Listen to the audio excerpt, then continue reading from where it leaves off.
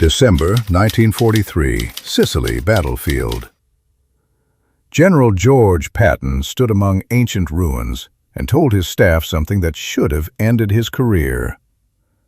"I've fought here before, not in this life, but as a Roman legionnaire under Scipio Africanus during the Punic Wars." His officers exchanged nervous glances. Their commanding general, the man responsible for thousands of American lives, was claiming to remember battles from 2,000 years ago. But here's what makes this disturbing. Patton's memories often proved tactically useful. He predicted enemy positions by claiming he remembered ancient battlefield geography. He selected attack routes through terrain he'd supposedly traversed centuries earlier. Was Patton mentally ill, or did his delusion accidentally make him a better general? Patton's reincarnation beliefs weren't casual superstition. He wrote poetry about his past lives as a Viking warrior, a Napoleonic cavalry officer, and a Greek soldier at Troy. He told his wife, Beatrice, he recognized battlefields across Europe from previous lifetimes. During the North Africa campaign, Patton visited ancient Carthaginian ruins and described battle tactics used there in 146 BC. Details that historians later verified as accurate. His staff assumed he'd studied extensively. Patton insisted, "I didn't study it, I remember it." Here's the uncomfortable question. Does it matter if his beliefs were true as long as they worked? Modern military psychologists studying Patton's case suggest his reincarnation delusion might have been a coping mechanism.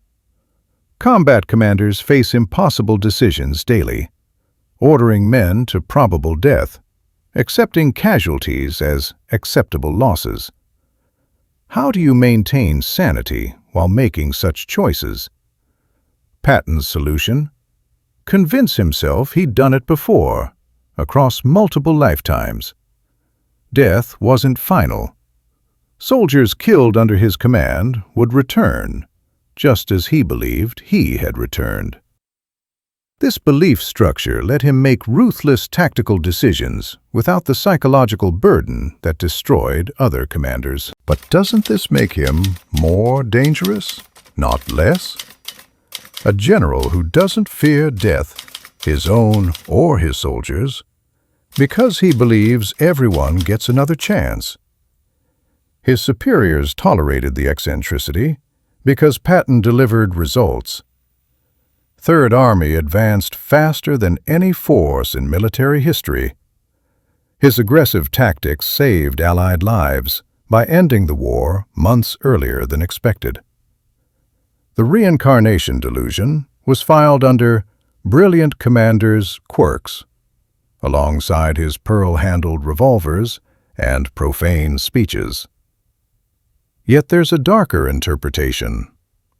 Patton's belief that he'd been a warrior across millennia fed his contempt for soldiers he deemed cowards. When he slapped shell-shocked soldiers in Sicily hospitals, calling them yellow bastards, he wasn't seeing traumatized young men. He was seeing souls who'd failed warrior tests across multiple lifetimes. Can we separate Patton's military genius from his psychological instability, or were they inseparably linked? The reincarnation beliefs also fueled his certainty about battle outcomes. Normal generals second-guessed decisions, weighing alternatives, accepting uncertainty. Patton experienced no such doubts.